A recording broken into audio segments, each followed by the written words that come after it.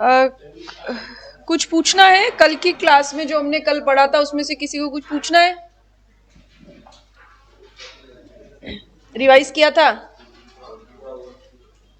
थोड़ा बहुत कितना होता है? ऐसे ग्लास में डालें तो थोड़ा बहुत कितना होता है? 1/4 आधा? अच्छा, किसने रिवाइज किया था?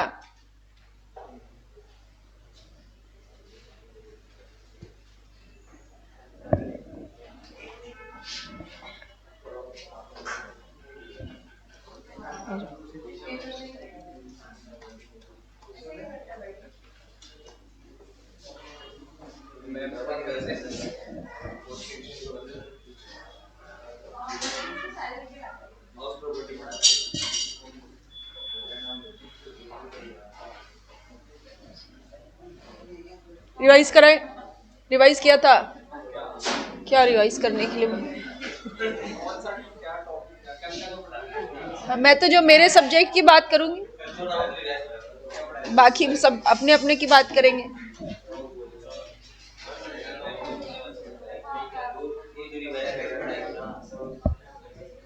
क्या हाँ? मतलब किस बात की हाँ भर रहे हो बताओ पहले। तो विनीत कब आए शादी में से? आज सुबह ही आए क्या?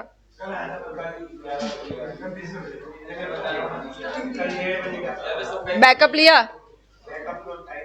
टाइम नहीं मिला। बैकअप लेके आए उम्मीद? किसकी शादी में गए थे?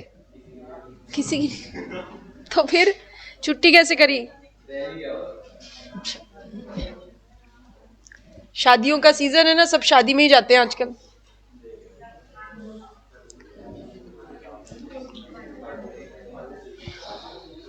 चलिए,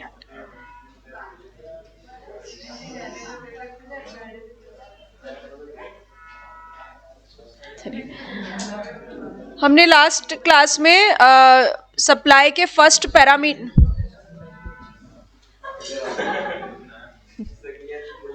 हाँ सहेलियां चुप हो जाए, ठीक।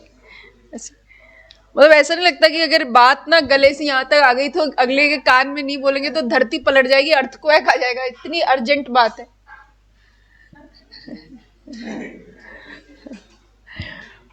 चलिए, कल हमने फर्स्ट पैरामीटर के बारे में बात की थी, गुड्स और सर्विसेज के बारे में।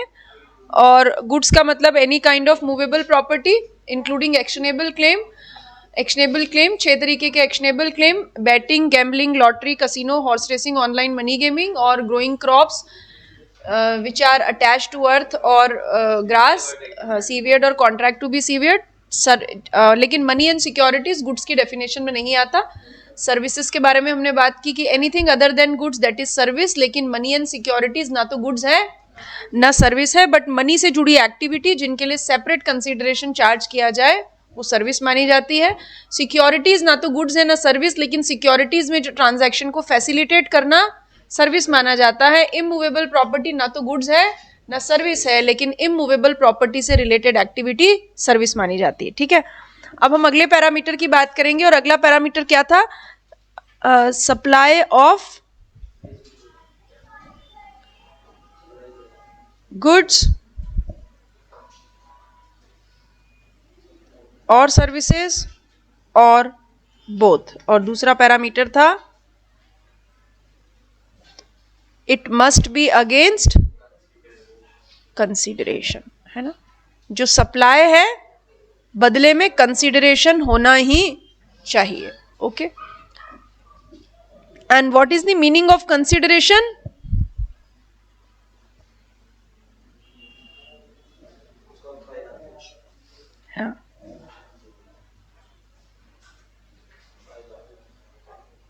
समथिंग फॉर समथिंग, कुछ के बदले कुछ। ठीक है, आप अगर किसी के लिए कोई एक्टिविटी करेंगे तो बदले में आपको कुछ ना कुछ मिलना चाहिए। ठीक, दैट इज द कंसीडरेशन।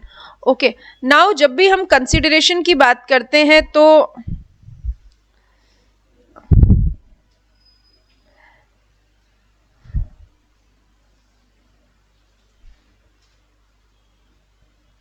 ये जो कंसीडरेशन है ये दो तरीके का हो सकता है, मॉनेटरी और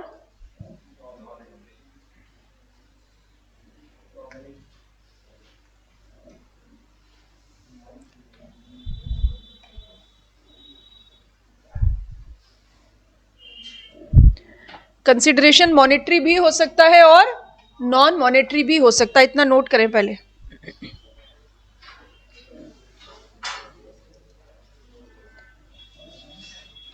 साक्षी, लोकेश, पार्थ, साक्षी, वंशिका, ये नोट करें।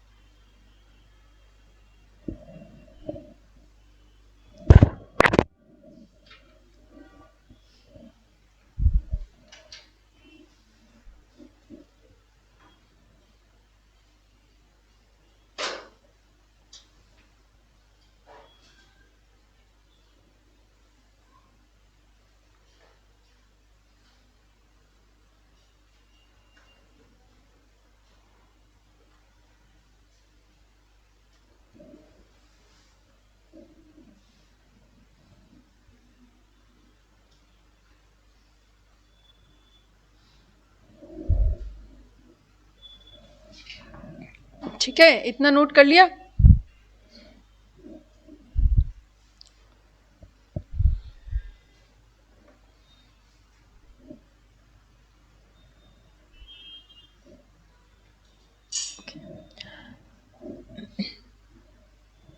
देखिए,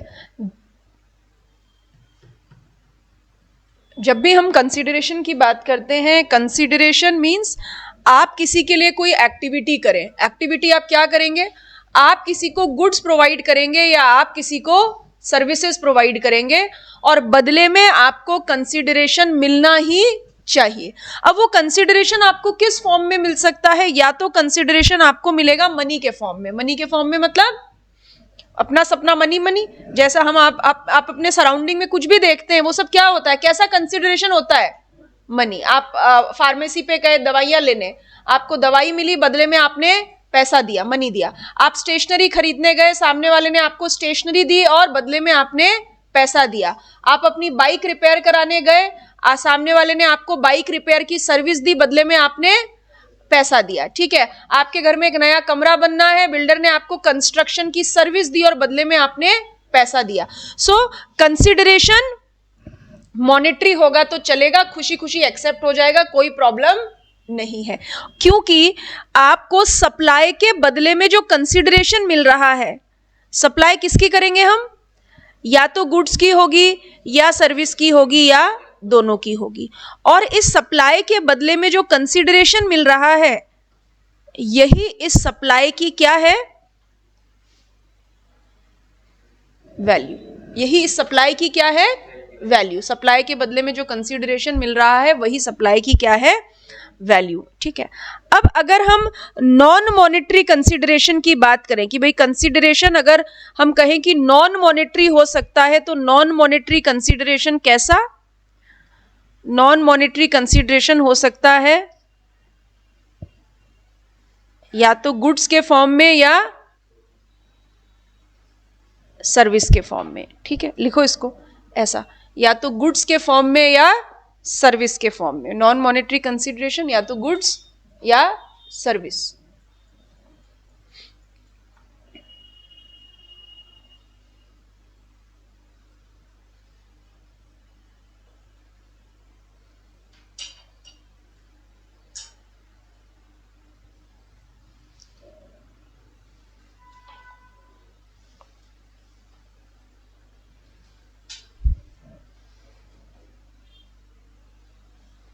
ठीक है, ओके।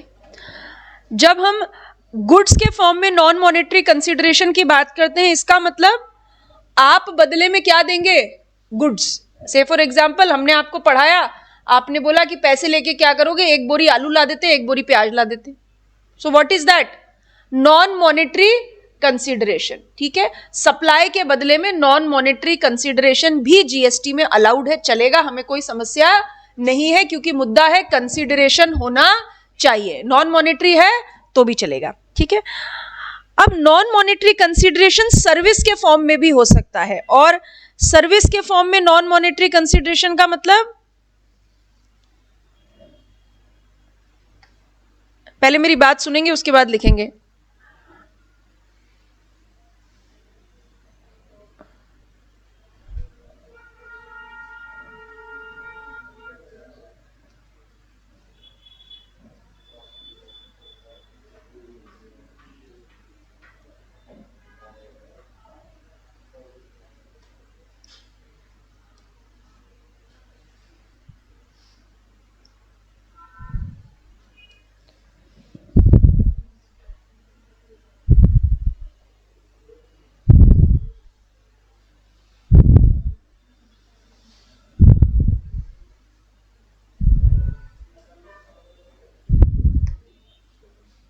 ये सुना है क्या कहीं पे?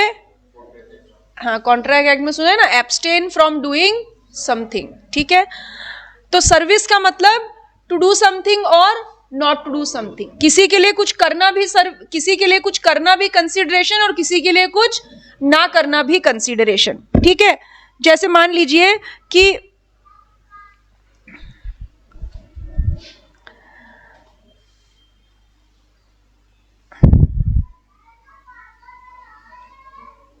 डीसीसी प्राइवेट लिमिटेड ने आपको क्या दिया, सीएमए की कोचिंग प्रोवाइड की, ठीक है। और स्टूडेंट है बबलू, और बबलू बहुत अच्छा गाते हैं, ठीक है। बोले हम आपकी सब फैकल्टीज को क्या सिखा देंगे, गाना सिखा देंगे। बोले मधुर आवाज में नहीं पढ़ाती हैं, फिर गा गा के मधुर आवाज में पढ़ाएंगी, ठीक।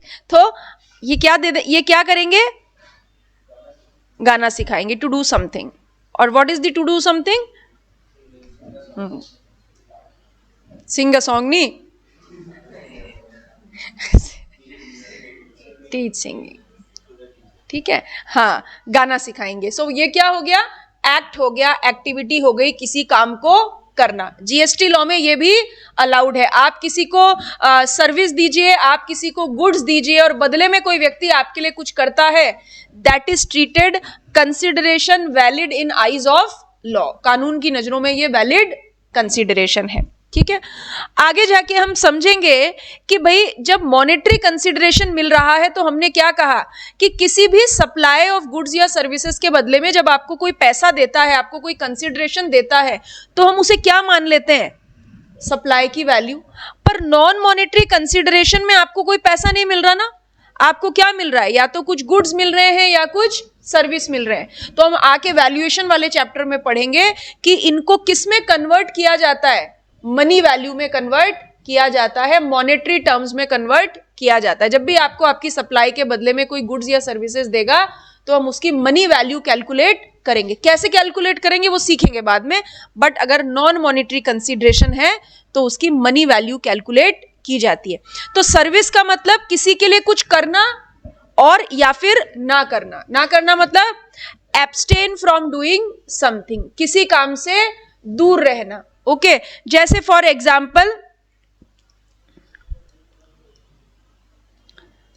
एग्जाम्पल ये कल सीएमए कौन बने थे, अभिनव बने थे। हाँ बराबर, क्या मैं बना था, ये सीएमए अभिनव, और ये कौन है, इनके दोस्त, ठीक है। और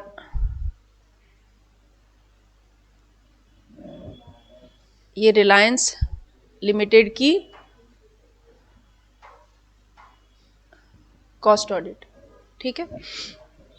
अभी मान लेते हैं जयपुर में 2 ही क्वालिफाइड सीएमए हैं, मतलब क्वालिफाइड इन सेंस जो रिलायंस की कॉस्ट ऑडिट कर सकते हैं, ठीक है।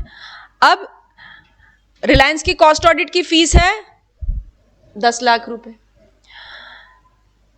अभिनव ने मीत को क्या ऑफर दिया, नॉट टू बिड, ठीक है। तुझे रिलायंस की कॉस्ट ऑडिट के में बिड नहीं लगानी, और बदले में मैं तुझे क्या दूंगा, 8 लाख रुपए। तो मीत कैसे हो गए, प्रसन्न हो गए, खुश हो गए। खुश क्यों हो गए, कि कैसा पगला है, ये काम करके 10 लाख रुपए लेगा, मैं तो बिना काम के ही 8 लाख रुपए कमा लूंगा। ये किस चीज का कंसिडरेशन है, सीएमए मीत क्या कर रहे हैं, he is abstain from doing something, किसी काम को ना करना, किसी काम को ना करना, ठीक है। यहां पर इन्होंने क्या दिया है अभिनव को? सर्विस दिए, कुछ करके सर्विस दिए, कुछ ना करके सर्विस दी, इसके बदले में पैसा मिल रहा है। दूसरा तरीका क्या हो सकता है? मान लीजिए कि नेस्ले की भी कॉस्ट ऑडिट है, तो अभिनव ने बोला कि भाई, मीत ने अभिनव को क्या बोला कि तू नेस्ले की कॉस्ट ऑडिट में बिड नहीं करेगा, बदले में मैं क्या नहीं करूंगा, मैं रिलायंस की कॉस्ट ऑडिट में बिड नहीं करूंगा। दोनों एक दूसरे को क्या दे रहे हैं? सर्विस, बट कुछ काम करके सर्विस नहीं दे रहे हैं, कुछ काम ना करके सर्विस दे रहे हैं। जैसे आपने कॉन्ट्रैक्ट एक्ट में पढ़ा होगा, आप किसी से कुछ भी करने का वादा करें, ठीक है, किसी को कुछ भी करने का ऑफर दें, वो कुछ भी करना कैसा? या तो डूइंग समथिंग और एब्सटेन फ्रॉम डूइंग समथिंग। तो किसी काम को करना भी सर्विस और किसी काम को ना करना भी सर्विस। आपके बदले में आपको कोई वादा करेगी, ठीक है मैं ये काम नहीं करूंगा, तो आपको वो क्या दे रहा है? सर्विस दे रहा है, ठीक है। So this is abstain from doing something. Abstain from doing something का मतलब क्या है? नॉट टू डू समथिंग, किसी काम को ना करना। ये बहुत सारे फॉर्म में हो सकता है। किसी काम से रिफ्रेन करना मतलब दूर रहना, ठीक है। फॉरबियरेंस मतलब मना करना, और टॉलरेंस मतलब सहन करना। दूर रहना, मना करना, सहन करना, ठीक है। ये इसको ऐसा बना लें आप। और ये सेम एब्सटेन फ्रॉम डूइंग वही है जो आप इंडियन कॉन्ट्रैक्ट एक्ट में पढ़ के आए, उसके अलावा और कुछ भी नहीं, बिल्कुल same to same. Abstain from doing something.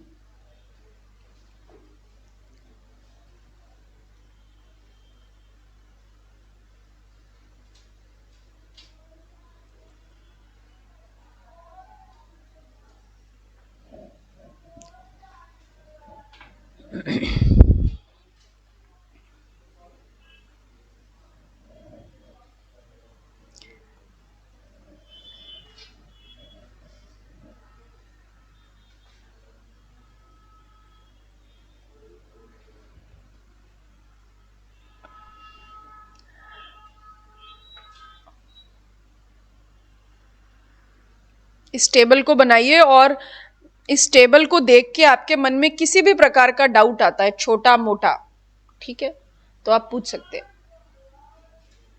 किसी भी तरीके का कोई आपको कंफ्यूजन होता है, आपके दिमाग में कोई क्वेरी आ रही है, आप पूछ सकते हैं। किसी भी तरीके का कोई कंफ्यूजन है तो आप पूछ सकते हैं।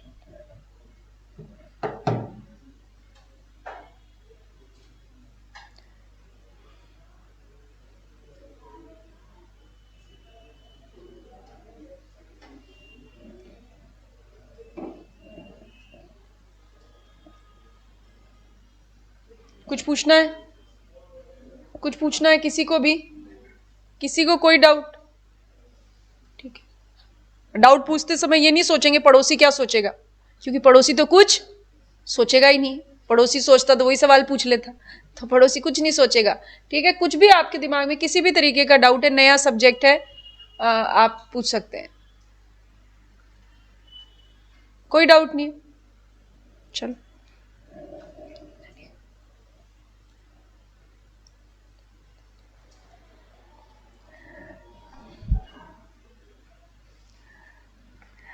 कंसीडरेशन कैसा हो सकता है? Present, past, future. ऐसा पढ़ा था क्या कहीं पर? है ना, पढ़ा था ना, इंडियन कॉन्ट्रैक्ट एक्ट में ही पढ़ा होगा, हाँ लॉ में पढ़ा होगा कि कंसीडरेशन कैसा भी हो सकता है। वो प्रेजेंट भी हो सकता है, पास्ट भी हो सकता है, और फ्यूचर भी हो सकता है। आपने आज दिया, आप पहले कंसीडरेशन दे चुके हैं या फ्यूचर में देंगे, ठीक है। लिख लीजिए इसको।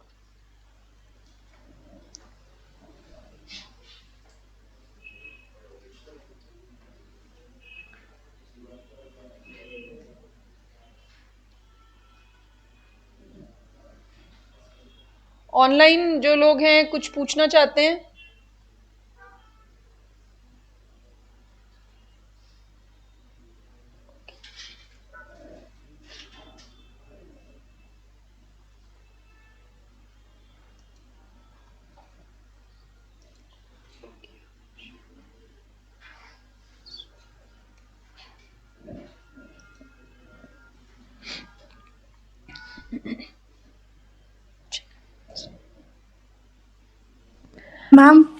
बोलो।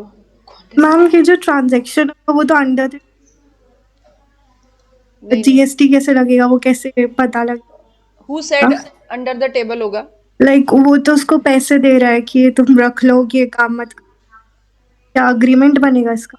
हाँ हाँ, किसी काम को ना, अच्छा ओके, आक्षी का सवाल है कि आप किस बात के लिए पैसे दे रहे हैं, किसी काम को ना करने के लिए पैसे दे रहे हैं, ठीक है। एक बात बताइए, जब इंडियन कॉन्ट्रैक्ट एक्ट आपको यह सिखाता है कि abstain from doing something may be a contract, किसी काम को ना करने का भी एक कॉन्ट्रैक्ट हो सकता है, यानी किसी काम को ना करने का आप ऑफर दे सकते हैं और सामने वाला आपको एक्सेप्टेंस दे सकता है। सो कहीं आपने ये पढ़ा कि it is not a valid contract, ऐसा कहीं पढ़ा? नहीं, it is a valid contract. Contract act कहता है कि किसी काम को करने के लिए भी कॉन्ट्रैक्ट हो सकता है और किसी काम को ना करने के लिए भी कॉन्ट्रैक्ट हो सकता है। तो फिर अक्षी इस चीज को छुपाने की कोई जरूरत नहीं है ना। दोनों के बीच में भाई 8 लाख रुपए का सवाल है, मीत पलटी मार जाए तो अभिनव क्या करेंगे इनके साथ? रिटर्न में कॉन्ट्रैक्ट करेंगे। किस बात में रिटर्न में कॉन्ट्रैक्ट करेंगे? कि आप रिलायंस की कॉस्ट ऑडिट में बिड नहीं करोगे, इस बात का रिटर्न में कॉन्ट्रैक्ट होगा। तो कुछ भी छुपाने की जरूरत नहीं। अक्षी को ऐसा लग रहा है कि ये जो नॉट टू बिड का कॉन्ट्रैक्ट है ये बताएंगे क्यों, ये तो छुपा लेंगे। छुपाएंगे क्यों? कुछ भी छुपाने की जरूरत नहीं है। It is a legal form of contract. Not to do something is a legal form of contract. बिल्कुल कागज पे लिखेंगे, ऑफर एक्सेप्टेंस होगा, कंसिडरेशन होगा। क्योंकि बाद में अगर मीत ने पलटी मारी तो फिर अभिनव मीत को कहां लेके चले जाएंगे? कोर्ट में। और कोर्ट में लेके जाना है तो कुछ लीगल डॉक्यूमेंट तो होना चाहिए ना। लीगल डॉक्यूमेंट मतलब क्या? दोनों के बीच में एक एग्रीमेंट होगा, एक कॉन्ट्रैक्ट होगा। अक्षी ओके? स्टिल कुछ कंफ्यूजन हो रहा है? ठीक है, ओके। और किसी को कोई डाउट है अक्षी की तरह?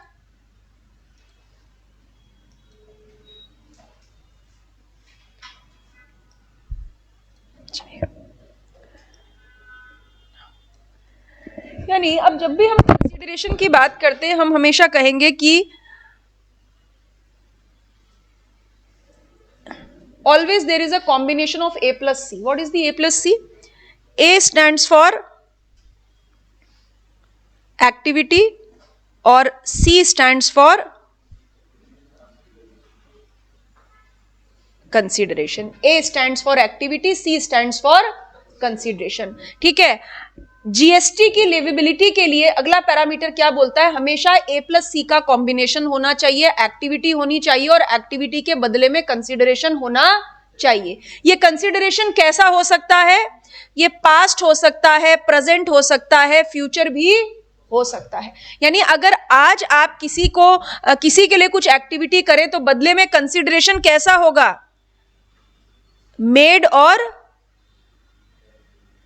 Agreed to be made. ऐसा भी कहीं पढ़ा होगा ना इंडियन कॉन्ट्रैक्ट एक्ट में। कंसिडरेशन कैसा होता है? मेड और अग्रीड टू बी मेड। ठीक है। अब मान लेते हैं जैसे है ना, एक बबलू है, ठीक है। अब बबलू बन गए सीए में, ठीक है। और बबलू बीएमडब्ल्यू ड्राइव कर रहे हैं, ठीक है। जैसे ही बीएमडब्ल्यू लाइट पर रुकी, ठीक है, एक छोटू आए और छोटू ने फटाफट से बीएमडब्ल्यू का विंडस्क्रीन साफ किया। तो छोटू ने बबलू के लिए क्या किया? कोई एक्टिविटी की या नहीं की? की ना, एक्टिविटी की, एक्टिविटी की। उस एक्टिविटी के बदले में बबलू छोटू को क्या देंगे? देंगे, पक्का देंगे।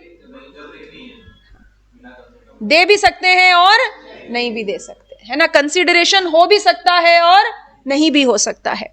ओके, नाउ हमने बोला कि छोटू ने क्या दिया? बबलू को सर्विस दी।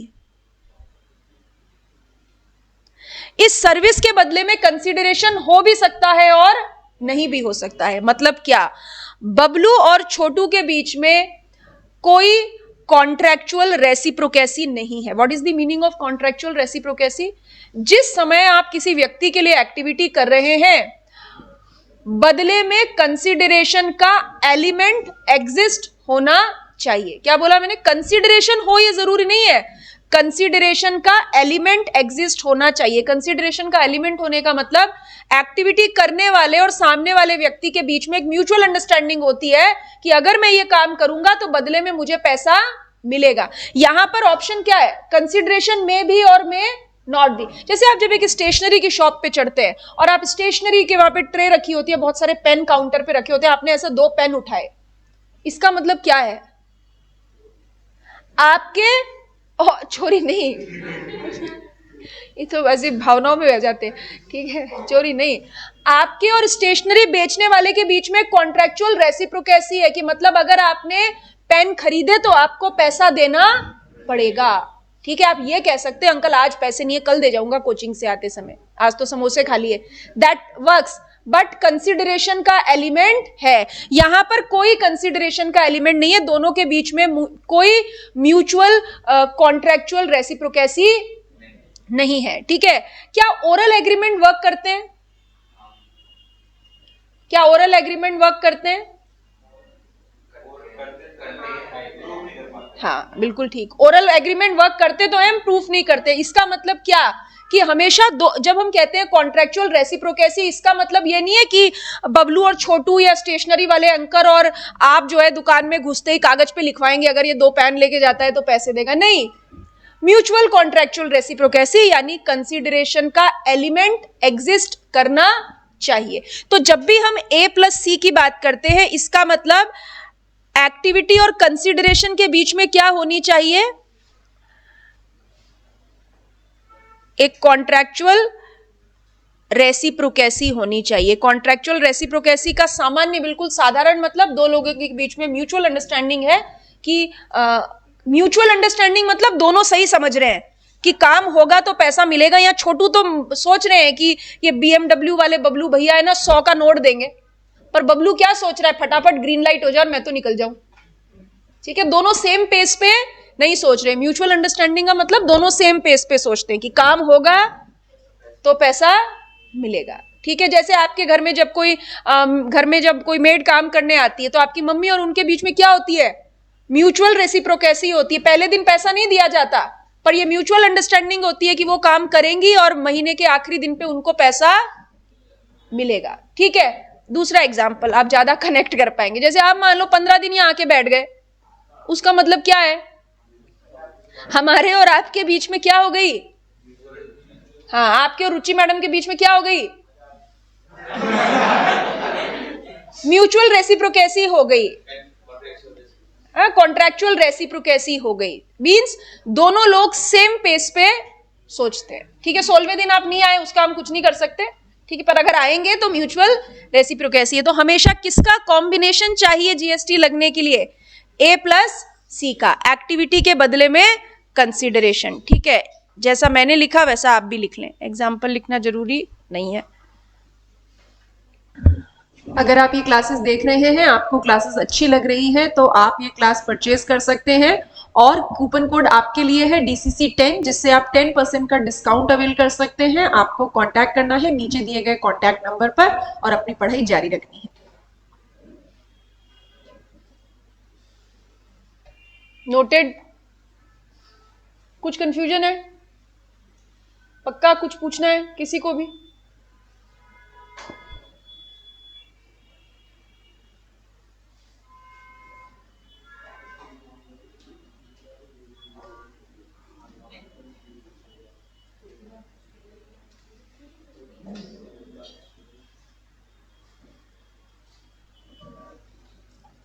हमने बोला हमेशा जीएसटी लेवेबिलिटी की क्या चाहिए, एक्टिविटी के साथ कंसीडरेशन का कॉम्बिनेशन होना चाहिए। अगर एक्टिविटी के साथ कंसीडरेशन नहीं है तो जीएसटी नहीं लगेगा। एक्टिविटी के साथ कंसीडरेशन नहीं है तो जीएसटी नहीं लगेगा। ये लाइन लिखिए, फिर हम कुछ एग्जांपल्स डिस्कस करते हैं इसका।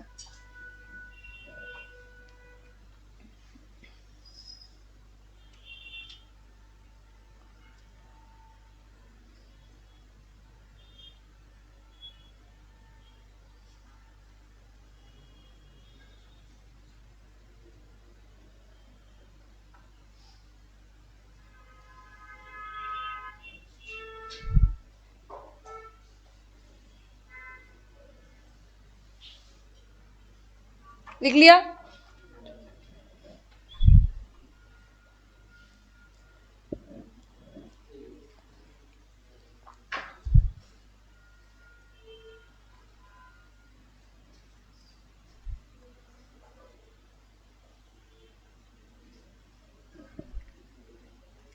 Free access to TV channels, ठीक है।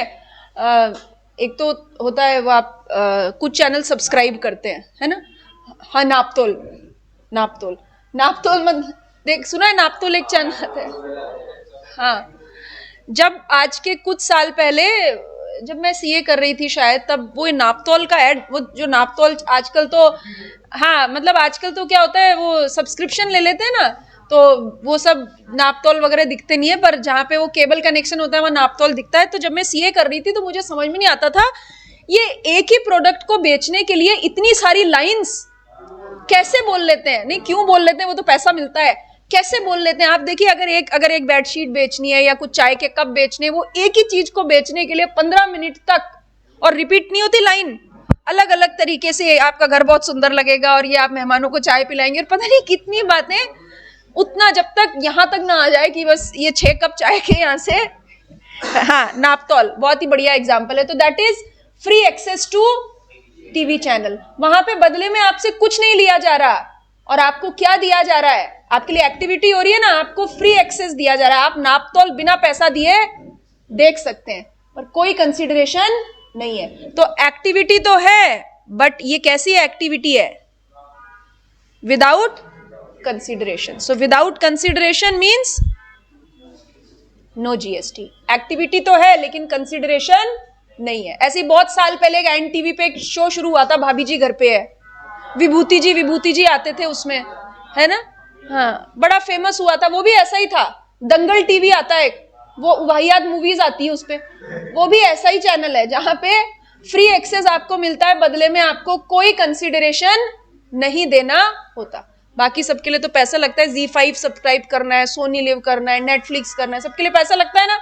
पर अगर आपको फ्री एक्सेस दिया जा रहा है टीवी चैनल का, इसका मतलब एक्टिविटी तो है, बदले में कंसिडरेशन नहीं है, ठीक है।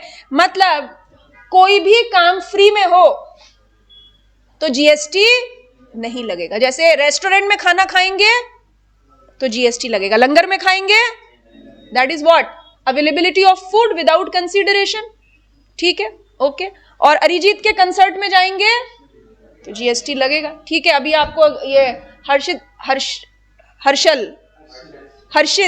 अच्छा, हर्षित गाना सुनाएंगे तो नहीं लगेगा। ये गाना सुनाएंगे और बदले में कोई पैसा नहीं मिलेगा। कौन अच्छा गाता है आपकी क्लास में? युक्ति अच्छा गाती है? हाँ, मेरे को ऐसे पता लगा, सिंगर है ये, गाती अच्छा है। नहीं गाते आप? अच्छा, मीत अच्छा गाता है, चित्रांश गाता है।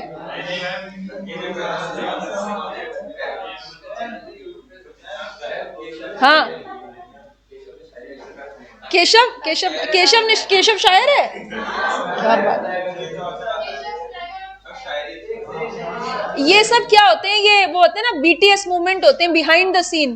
क्लास में फैकल्टी के जाने के बाद और अगली फैकल्टी आने के पहले ये ऐसा ही टैलेंट है जो उभर के आता है कि अब केशव से किसी दिन शायरी सुनेंगे।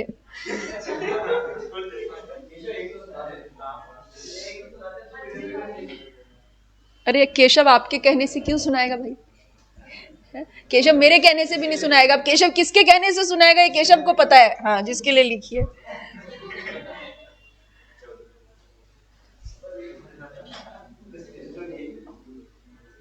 ठीक, जयपुर के बाहर से कौन है यहाँ पे? अरे कितने सारे लोग हैं, वाह। कहाँ से हैं युवराज आप? अजमेर से हैं, ठीक है। अभी अजमेर से ट्रेन में बैठ के आए, जयपुर रेलवे स्टेशन पे उतरे और एक बड़ा सा होर्डिंग लगा हुआ है, कभी तो आओ भानगढ़, ठीक है। वहां पे ट्रेन का नंबर और डिटेल और टाइमिंग सब दे रखा है। What is that? Free access to travel information. आपको फ्री में जानकारी मिल रही है, फ्री एक्सेस ट्रैवल इंफॉर्मेशन है, लेकिन बदले में कोई कंसिडरेशन नहीं है। इसका मतलब नो जीएसटी, ठीक है। किस किस को पॉकेट मनी मिलती है?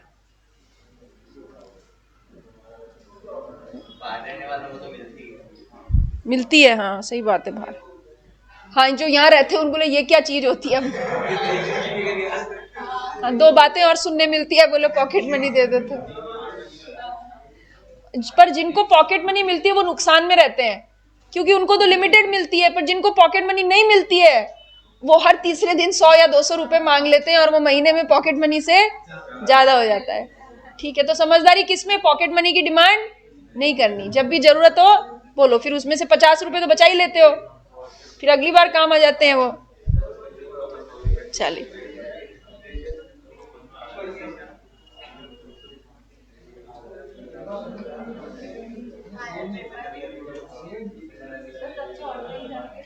ये दोनों एग्जाम्पल लिख लिया आपने? ये दोनों एग्जाम्पल लिख लो, जिसने नहीं लिखे फटाफट से लिख लो।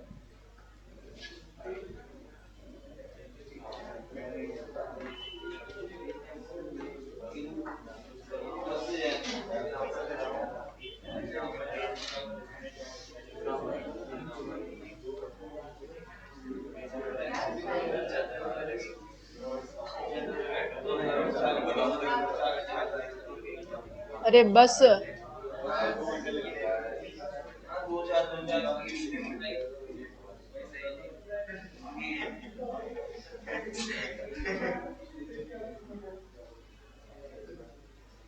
ये विष्णु आजकल आप कुणाल से इतनी बातें कैसे करते हो? हर्ष से लड़ाई हो गई क्या? नहीं, पर आजू वाले से तो नहीं बोलते हो आप, बाजू वाले से ही बोलते हो सारा। सही कह रही हूँ ना छवि, ये इसी से बात करता रहता है आजकल ना। बोले तेरे से बहुत बातें कर ली, तू रहने दे, बैठा है चुपचाप।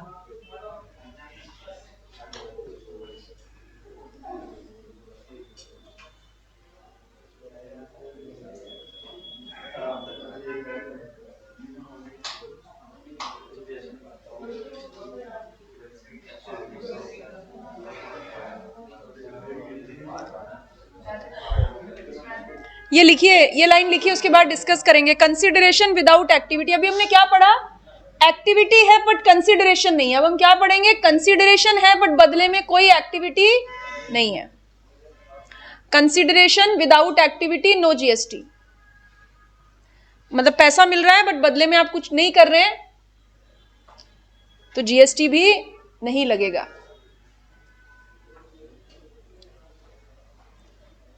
कितना बढ़िया है ना, पैसा मिल रहा है, कुछ भी नहीं कर रहे हैं। हाँ, ये सब आपके स्टडी मटेरियल में लिखी हुई चीजें हैं, एमसीक्यू में पूछी जा सकती हैं। ओके, सो ये पॉकेट मनी क्या है? आपको कंसीडरेशन मिल रहा है लेकिन बदले में कोई एक्टिविटी नहीं है। वो धमकी वाली एक्टिविटी हो सकती है, जैसे विनीत घर पहुंचे और मम्मी ने आज सुबह इनको पॉकेट मनी दी थी, घर पहुंचते बोली जा 2 किलो आलू ले आ। जाना पड़ेगा ना, ठीक है, वो धमकी वाली है। लेकिन इनकी और मम्मी के बीच में कोई कॉन्ट्रेक्चुअल रेसिप्रोकेसी नहीं थी कि इनको वो पॉकेट मनी देंगी तो बदले में ये 2 किलो आलू लेके आएंगे 1 किलोमीटर जाके। कोई कॉन्ट्रेक्चुअल रेसिप्रोकेसी नहीं है। So this is example of what? आपको कंसिडरेशन मिल रहा है लेकिन बदले में आप कोई एक्टिविटी नहीं कर रहे हो, इसीलिए पॉकेट मनी जीएसटी के दायरे में नहीं आती। Reason, it is a consideration without activity. ठीक है, लिखिए लिखिए पॉकेट मनी एग्जाम्पल लिखिए। Pocket money no GST.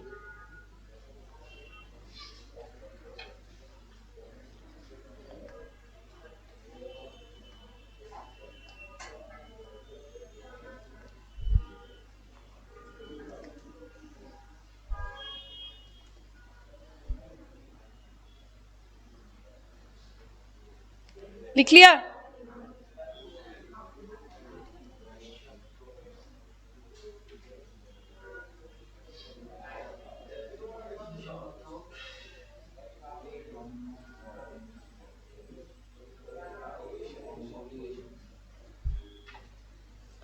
ये डी है,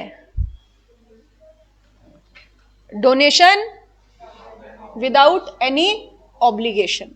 डोनेशन विदाउट एनी ऑब्लिगेशन।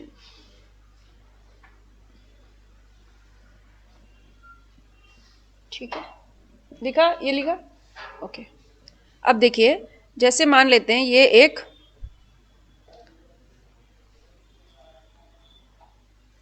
ये कंकेश्वर महादेव मंदिर समिति है ना, ऐसे कोई महादेव का, शिव जी का मंदिर है, कंकेश्वर महादेव मंदिर समिति है, और ये हैं सेठ लड्डू राम, अच्छा ठीक है लादूराम कर देते हैं, जो भी है आप, ठीक। अब कंकेश्वर महादेव मंदिर समिति के जो मैनेजर हैं वो सेठ लादूराम के पास गए और बोला कि क्या चाहिए, डोनेशन चाहिए, ठीक है। सो लादूराम जी ने मंदिर को क्या दिया, डोनेशन, ₹1,00,000, 1,00,000 का डोनेशन दिया।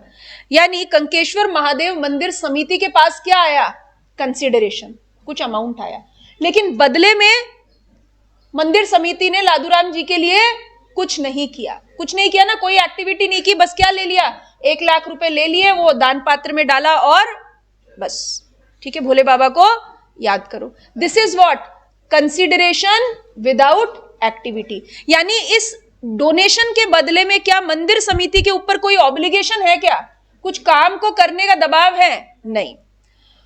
टू, ये जो है ना, इनकी जो श्रीमती जी थी बदामी देवी, हाँ हाँ, इनका है ना, इनका 1 साल पहले क्या हो गया था, स्वर्गवास हो गया था। किसका स्वर्गवास हो गया था, बदामी देवी का स्वर्गवास हो गया था। लेकिन सेठ लादूराम को बदामी देवी की बहुत याद आती थी, सपने में वही आती थी रोज। तो आपने सुना ऐसे हमारे हिंदू रिचुअल में कहते हैं कि जो व्यक्ति गया वो दिखना नहीं चाहिए, ऐसा कहते हैं। तो लादूराम जी ने पंडित जी से पूछा, बोले कि है ना ऐसा करो, इनके नाम पे कुछ दान पुण्य कर दो, ठीक। अब ये बनिए हैं, इन्होंने क्या किया, मंदिर समिति को क्या दिया, 1,00,000 रुपए, है ना, और बदले में क्या बोला कि पार्क में क्या लगाई जाए, बेंच, और उसके ऊपर क्या लिखा जाए, बदामी देवी की पुण्य स्मृति में, होता है लिखा होता है ना, ये कमरा इनकी पुण्य स्मृति में, तो बोला बेंच पे क्या लिखवा दो, बदामी देवी की पुण्य स्मृति में। मंदिर के बाहर बेंच लगेगी और उस पे लिखा जाएगा बदामी देवी की पुण्य स्मृति में। Now what is it, it is donation with obligation, it is a donation with obligation. यानी महादेव मंदिर समिति को क्या मिला, कंसिडरेशन, और उसके बदले में उन्होंने क्या किया, एक्टिविटी, बेंच, और बेंच पे लिखवा दिया बदामी देवी की पुण्य स्मृति में।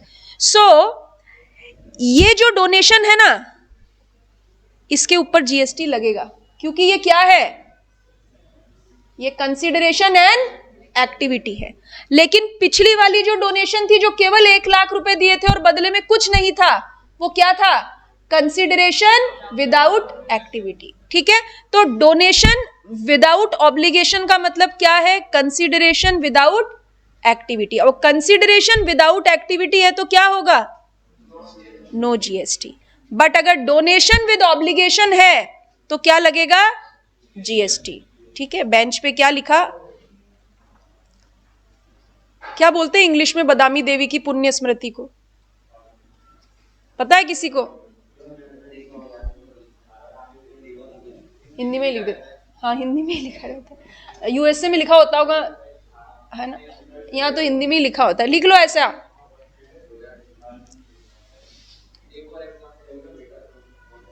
एक और एग्जांपल दे दूं,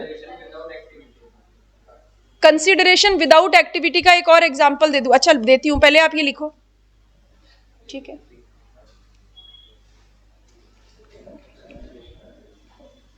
एक और एग्जाम्पल है, मतलब ये है, इसको और इसका फर्दर एग्जाम्पल्स हैं, बट हमारे पास टाइम की कमी है,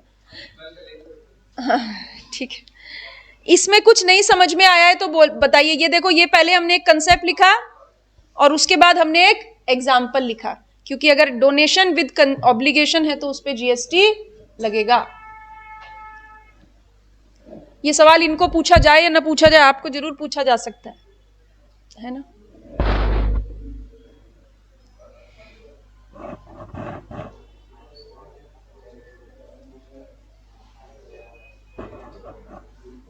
ये क्या लिख दिया मैंने, बदामी में पुण्य स्मृति में नहीं, बदामी देवी की पुण्य स्मृति, पता लगे।